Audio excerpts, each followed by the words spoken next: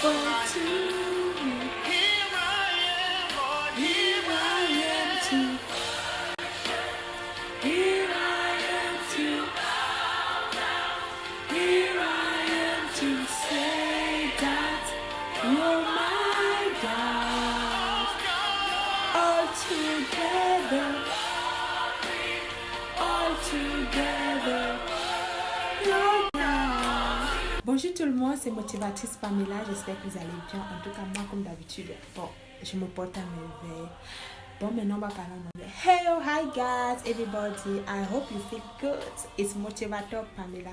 Now, I'm gonna to talk about the relationship. Relationship. Bon, Obama, il faut que tu me donnes mon visa pour les États-Unis parce que là, j'ai réussi. Aujourd'hui, je vais vous parler des femmes qui sont les seules à travailler dans le foyer actuellement, dont le mari passe une période très difficile. Il a perdu le boulot et c'est la femme qui subvient aux besoins de la famille. Toute seule, brave qu'elle est. Déjà, je vais vous féliciter à vous, toutes ces femmes. Je vais vous encourager parce que c'est pas facile. Chapeau à vous qui épaulez. Chapeau à vous qui apportez du pain à la maison pendant que votre mari est dans l'incapacité suite au chômage, suite à un licenciement, suite à beaucoup de raisons diverses. Et c'est vous qui tenez financièrement. Vraiment, c'est courageux. Mais à côté de ça, j'aimerais préciser quelques petits trucs. Il est important de savoir que malgré que je sois celle qui apporte le pain, celle qui apporte un salaire à la maison et que mon mari est dans l'incapacité, il faut que je sache reconnaître ma place. Il faut que je sache que malgré cela, mon mari reste l'autorité. Mon mari reste le chef de famille. Mon mari reste le père de famille. Oui, je dois toujours lui donner sa place de mari d'époux. Vous savez, il y a beaucoup de femmes que, malheureusement, parce que c'est elle qui apporte à manger, c'est elle qui travaille. Et puis, il y a des comportements qu'elles affichent vis-à-vis de leur époux que ce n'est pas agréable. Ce n'est pas normal. Ma chérie, maman, c'est toi qui tiens le foyer actuellement. Mais ça n'enlève à rien la qualité d'homme de ton mari. Quand il a pu, il a toujours fait.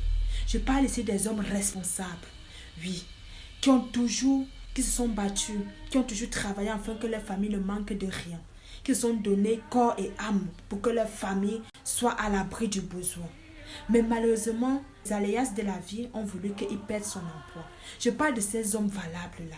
Avec tout ce qu'il a fait, aujourd'hui, pourquoi quand il est à bout, quand il est à terre, tu veux rajouter, maman, ma soeur, tu veux le mépriser. Tu le traites comme s'il n'a plus de considération. Parce que tu es la seule à apporter un salaire.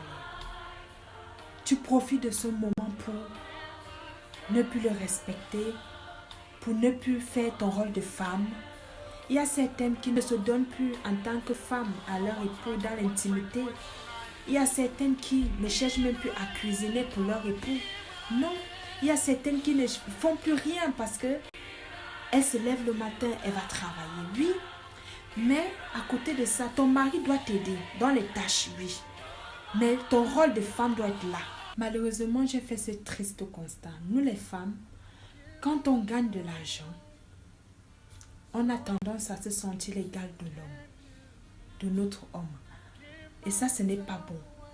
Ça, c'est un caractère qui n'est pas digne d'une femme. C'est pas parce que tu gagnes plus que ton mari, ou bien que tu gagnes actuellement, ton mari, lui, n'a pas d'argent, n'a pas de travail, que tu vas te sentir supérieur à lui. Non. Ça ne sera jamais ainsi, parce que là, on bafoue les lois divines. Là, on veut transformer ou déformer ce que Dieu a préétabli. L'homme ne sera jamais notre égal. Que je gagne 1 milliard et gagne 1000 euros, ça reste l'homme. Si c'est mon époux, ça reste mon époux, mon autorité.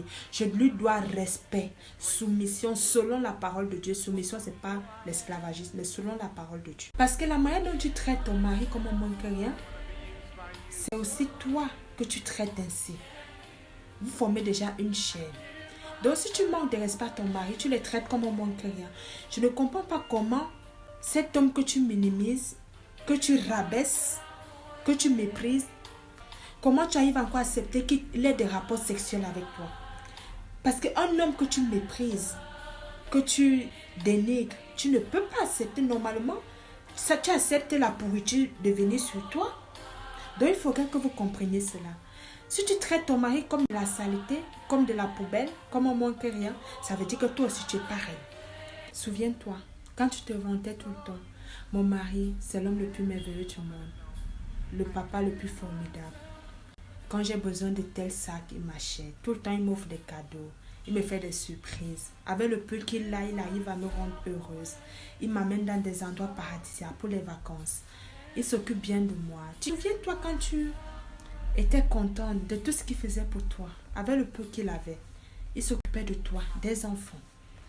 Mais aujourd'hui, à cause du fait qu'il n'a plus de travail, tu permets que votre entourage, ta famille, lui manque de respect.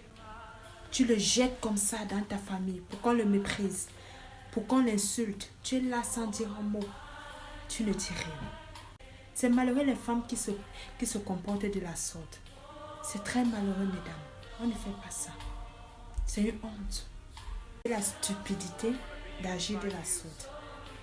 De laisser qu'on méprise son époux, le père de tes enfants, rien que parce qu'il n'a plus de parole. De laisser que ta famille lui manque de respect. Ne le considère plus. C'est son nom qui est devenu comme la brosse à dents dans la bouche de tous les membres de ta famille, même les rientons, les va-nu-pieds, ceux qui n'ont même pas, ceux qui la nourrit commencent à lui manquer de respect. C'est malheureux de voir certaines situations pareilles. C'est malheureux, c'est peinant, c'est désolant. Donc pour celles qui sont dans ce cas, changez, mesdames. Pour votre propre amour, changez. Amenez plutôt votre homme, votre époux à retrouver le travail. Encouragez-le dans ses recherches. Encouragez-le, c'est votre rôle. Donnez-lui du courage. Motivez-le. Dites quand un homme perd le boulot et que c'est la femme qui tient le foyer, sachez que son ego là est plus bas que terre. Il paie, on dirait qu'il ne vit pas. Parce qu'un vrai homme, je ne parle pas des gigolos ici, les gigolos qui étaient dans ma vidéo. Un vrai homme qui n'est plus en mesure de subvenir aux besoins de sa famille, de sa femme, de ses enfants. C'est la pire des choses pour lui. Donc son moral est plus bas que terre. Quand vous venez encore vous comporter avec lui en le méprisant, en le rabaissant, en l'humiliant, c'est pour qu'il meure. L'homme n'est pas constitué comme ça. Nous, la femme, on peut rester des années sans travailler, il n'y a pas de problème. Mais l'homme, des années sans travailler, ça c'est dur. Ça c'est un cauchemar pour lui. On n'a jamais été constitué pareil. L'homme lui doit, c'est inné en lui qui doit chercher le pain quotidien de ses enfants, de sa femme. Il doit peiner, il doit suer pour sa famille. Donc quand il se trouve dans une position de faiblesse, d'incapacité à subvenir à sa famille, c'est terrible pour lui. C'est terrible.